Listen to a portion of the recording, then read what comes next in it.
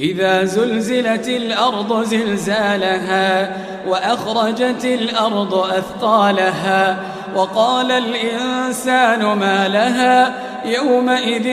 تحدث أخبارها بأن ربك أوحى لها يومئذ يصدر الناس أشتاتا ليروا أعمالهم فمن يعمل مثقال ذرة خيرا يره ومن يعمل مثقال ذرة شرا يره. إذا زلزلت الأرض زلزالها وأخرجت الأرض أثقالها وقال الإنسان ما لها يومئذ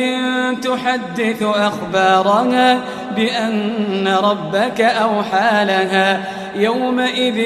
يصدر الناس أشتاتا